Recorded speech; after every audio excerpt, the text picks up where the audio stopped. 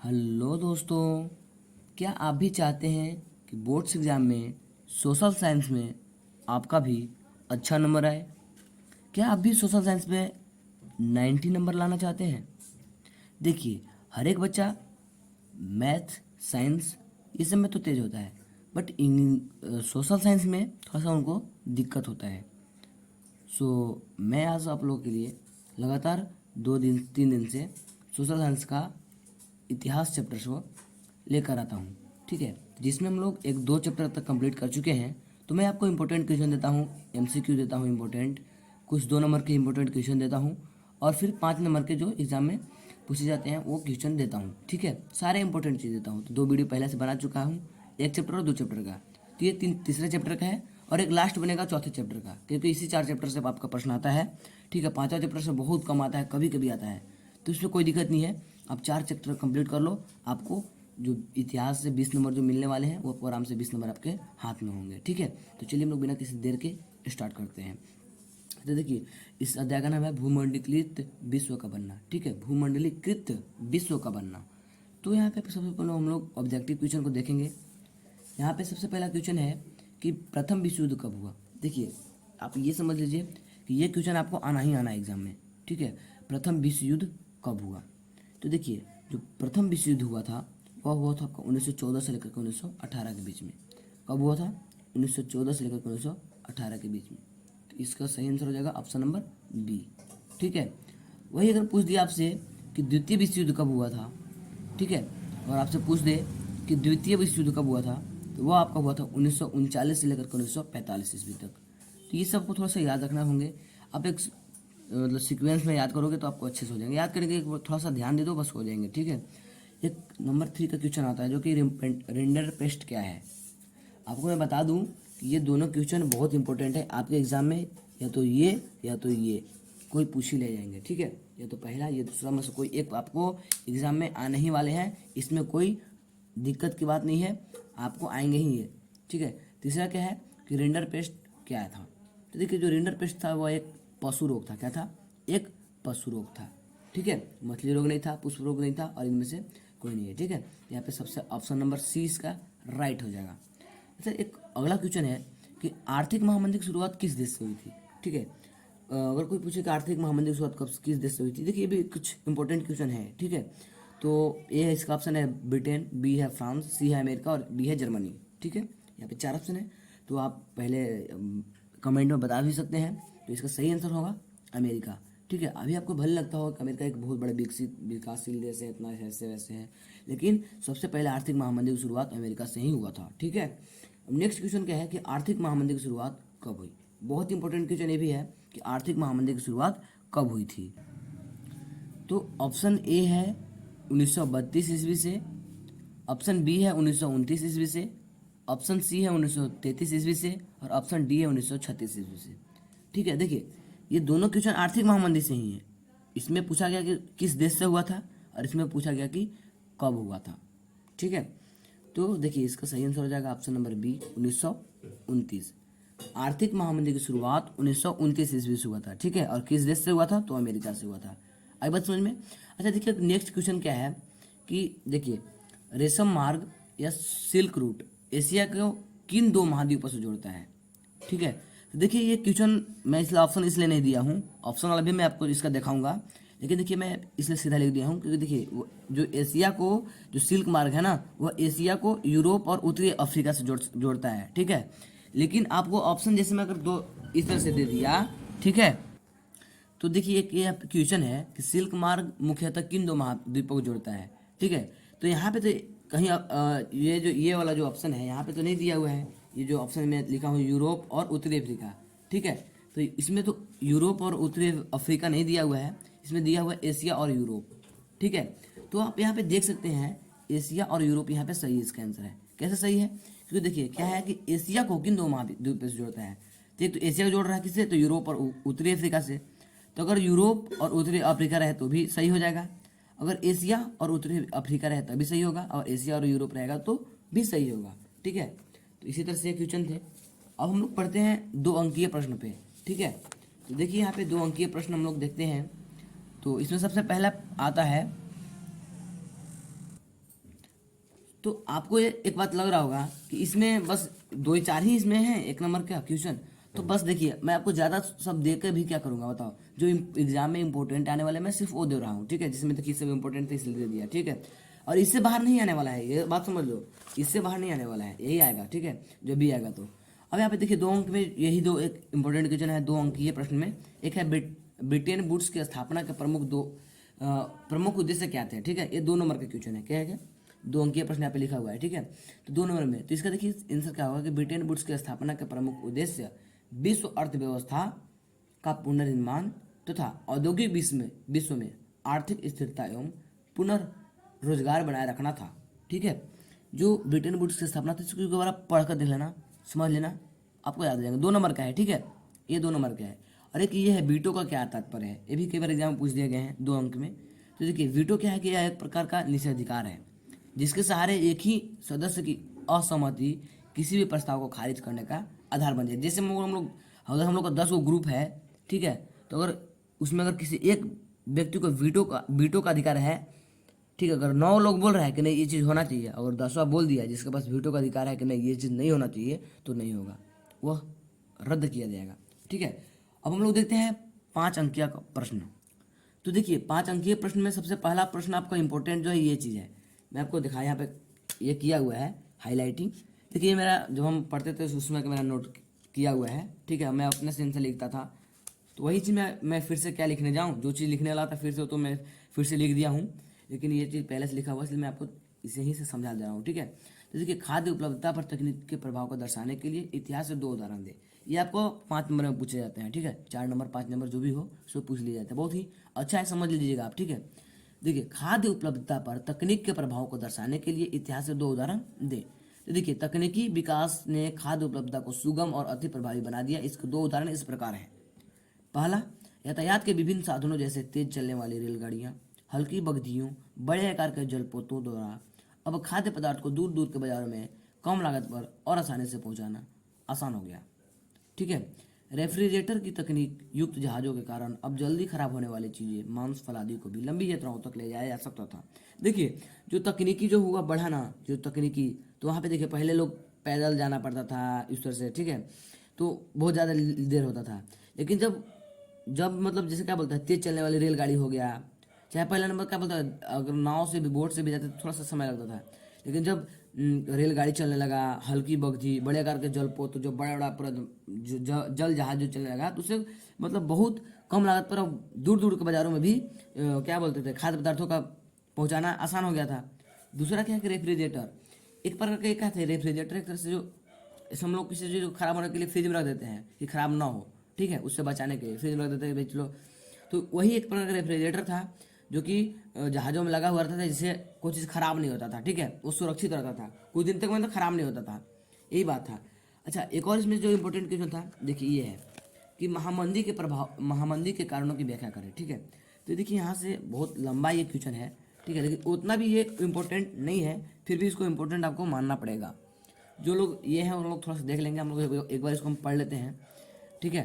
तो देखिए आर्थिक महामंदी के कई कारण थे। पहला कारण यह था कि कृषि क्षेत्र में अति उत्पादन की समस्या बनी हुई थी। जो कृषि क्षेत्र था उसमें अति उत्पादन की समस्या बना हुआ था। अति मतलब बहुत उत्पादन हो रहा था। कृषि उत्पादों की गिरती कीमतों के कारण स्थिति और खराब हो गई थी। अब मान लीजिए कोई चीज़ अधिक है, अधिक उत्पादन है, तो उसका तो कीमत गिरवे करेगा, इसलिए उसका खपत बहुत कम है, बहुत अधिक हो रहा है, बहुत अधिक उसका उत्पादन हो रहा है, ठीक है। कीमतें गिरी और किसानों का आय घटने लगे, तो आमदनी बढ़ाने के लिए किसान उत्पादन बढ़ाने का प्रयास करने लगे। इसमें वो सोच रहे हैं ना कि मान लीजिए उत्पादन खूब सोच रहे हैं कि मतलब 2 रुपये हो रहा था, कम से कम अगर और बेसी करेंगे तो मेरा और आमदनी बढ़ेगा, लेकिन उनसे आमदनी उनका बढ़ नहीं रहा बल्कि घट रहा है, क्योंकि मान लीजिए और अधिक करते जा रहे हैं और अधिक करते जा रहे हैं, तो भाई उसका खपत भी तो होना चाहिए ना। आप बेसी कर दे रहे हैं उत्पादन, तो उससे तो उसका खपत नहीं हो पा रहा है, खपत जब नहीं हो पा रहा है तो चीज़ आपके पास रहने जा रहा है, बहुत कम दाम में लोग ले रहा है, ठीक है, ये चीज़ है। आप अपने दैनिक जीवन में भी देख सकते हैं, यहाँ पे आपके घरेलू बहुत चीज़ ये करते हैं, जब मतलब धान भी होता है तो धान जब हम लोग बेचने जाते हैं तो बहुत उसमें, क्योंकि उसमें अधिक हो जाता है, ठीक है, तो उसमें बहुत कम दाम हो जाता है, यही चीज़ है। कुछ चीज़ देखिए बाजार में बहुत चीज़ जब कुछ ज़्यादा आने लगता है तो उसका रेट कम हो जाता है, वही चीज़ जब कम आने लगता है तो उसका रेट बढ़ जाता है, ठीक है। तो लोग तो सोच रहे थे उसमें कि हम अपना आमदनी बढ़ाने के चक्कर में कुछ गलती कर जा रहे थे, ठीक है। तो आपको एक बार इसको जब कहानी की तरह समझने का प्रयास कीजिएगा ना तो बहुत अच्छा से समझ में आएगा, ठीक है। लेकिन यही को आपको ज़्यादा हेडक टेंशन लेकर पढ़ोगे तो कुछ नहीं आने वाला है। देखिए सोशल साइंस बहुत ईजी सब्जेक्ट है, जो लोग नहीं पढ़े तो थोड़ा बहुत दिक्कत हो रहा है, जो लोग इस बुक को 2 से 3 बार पढ़ लिया ना, कोई भी क्वेश्चन छोड़ेगा नहीं। ठीक है, चलिए हम लोग देखते हैं, कुछ ज़्यादा ही इधर उधर हो गया, टॉपिक से हम लोग हट गए, लेकिन चलिए कोई बात नहीं, आपको समझाने का प्रयास करते रहते हैं। ठीक है, कर्नेलता की कीमत, लेकिन ज़्यादा माल पैदा करने से वह अपना आय स्तर बनाए रख सकें। ज़्यादा माल इसलिए करते थे क्योंकि वो अपना आय स्तर बरकरार रख सकें। ठीक है, तो यहाँ पे आप लोग फलस्वरूप बाजार में कृषि उत्पादों की आमद और भी बढ़ गई। जाहिर है कि कीमतें नीचे चली गई, खरीदारों के अभाव में कृषि उपज पड़ी पड़ी सड़ने लगी। अब बोले कोई खरीदार है ही नहीं, तो कृषि जो उपज है वो तो रखे रखे सड़ने नहीं जाएगा। वही बात था, तो इसको आप लोग जब समझ लीजिएगा तो अपने से नहीं लिख पाइएगा क्या, अपने से भी लिख लीजिएगा। चलिए दूसरा कारण हम लोग देखते हैं, यही दो कारण है, आप लोग दो कारण लिख दीजिए ना, तो आपको आंसर 5 नंबर आराम से मिल जाएगा। ठीक है, देख रहे हो ये वो कारण इतना बड़ा है पूरा दम, दो कारण लीजिए आपको आंसर आराम से मिल जाएगा।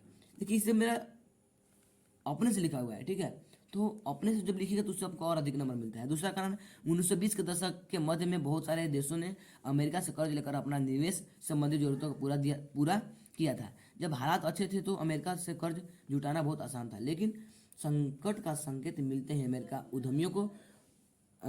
उद्यमियों को होश उड़ गए। जो देश अमेरिकी कर्जों पर सबसे ज़्यादा निर्भर थे, उनके सामने गहरा संकट खड़ा हुआ। ठीक है, हमारे जो अब आप हम पर निर्भर हैं, ठीक है, हम देखें कि आपके ऊपर संकट होने वाला है, आप पैसा नहीं दे पाइएगा, चाहे इस तरह से मतलब महामंदी आने वाला है, तो आप खुद उसको उधार नहीं दीजिएगा अगले आदमी को। तो यही कारण है, तो यही दो कारण थे महामंदी का। ठीक है, और भी आप लोग कर सकते हैं। अच्छा, एक और यहाँ पे क्वेश्चन हैं, हाँ ये भी देखिए कई बार पूछा गया, भारतीय अर्थव्यवस्था पर महामंदी के प्रभाव की व्याख्या करते हुए संक्षिप्त टिप्पणी लिखें। ये भी इंपॉर्टेंट क्वेश्चन है, भारतीय पर क्या हुआ था उस समय। ठीक है, आखिर जो महामंदी हुआ था तो उसको भारतीय अर्थव्यवस्था पर उसका क्या प्रभाव पड़ा, उसका व्याख्या करना है। ठीक है, तो देखिए भारतीय अर्थव्यवस्था पर महामंदी के निम्नलिखित प्रभाव पड़े, आपको इस पर लिख देना है।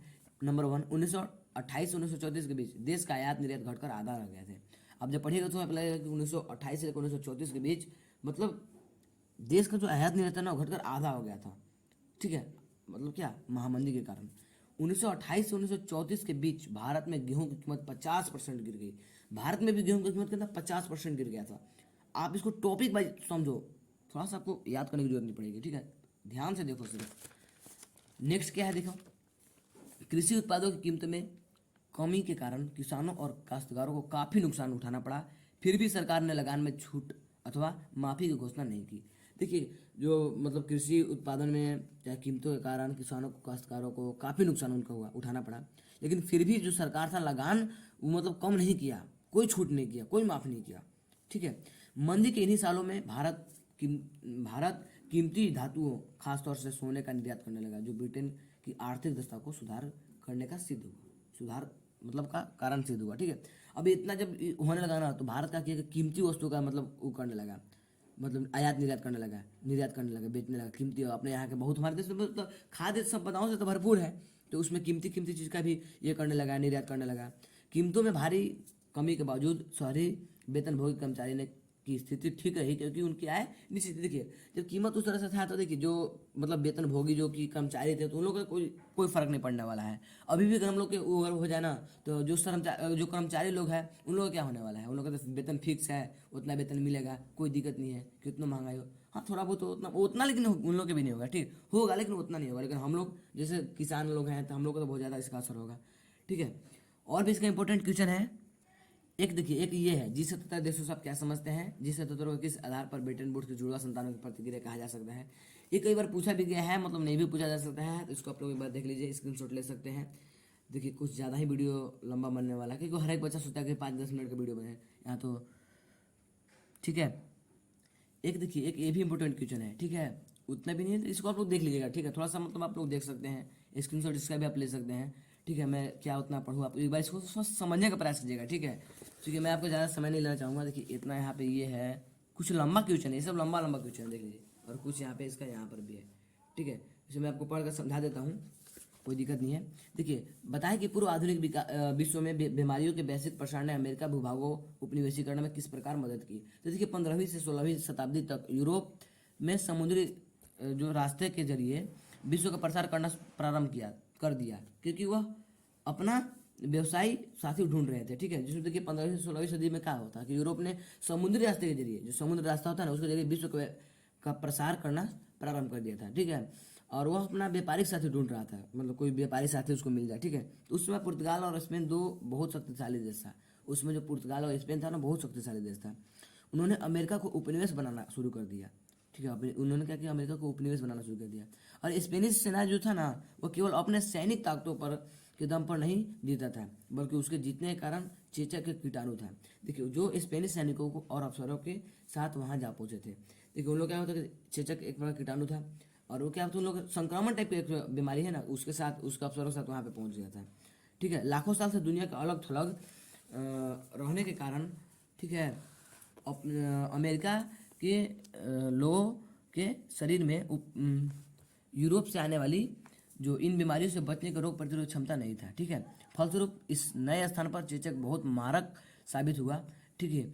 एक बार संक्रमण शुरू होने के बाद तो यह बीमारी पूरे महाद्वीप में फैल गई। जहां यूरोपीय लोग नहीं पहुंचे थे, वहां के लोग भी इसी की चपेट में आने लगे। इससे पूरे समुदायों को खत्म कर डाला। इस तरह घुसपैठियों के जीत का रास्ता आसान होता चला गया, ठीक है। तो यहाँ पे आप देख सकते हैं किस प्रकार था उपनिवेश में, किस प्रकार मदद किया। तो एक इंपॉर्टेंट क्वेश्चन था, चूंकि यह देखिए पिछले बार मॉडल सेट में पूछा गया है, ठीक है। मॉडल सेट 4 का यह क्वेश्चन है, तो हम लोग सब तैयार करके रखे हुए थे, तो आपको मैं बता दिए। जो बच्चा जानना चाहता हो, ठीक है, जो नहीं जानता कोई बात नहीं। देखिए एक और यहाँ पे क्वेश्चन है कॉल। तो देखिए जो लोग पहले से मैं क्वेश्चन बता चुका हूँ इससे पहले, वो सब कर लीजिएगा, कोई दिक्कत नहीं है। लेकिन ये सब एक्स्ट्रा चीज़ है, कई बार ये भी पूछ सकता है, मान लीजिए। तो जो लोग तेज तरह जो बच्चा ध्यान देंगे, थोड़ा सा ये भी कर सकते हैं, इसका भी लोग स्क्रीनशॉट ले सकते हैं, ठीक है।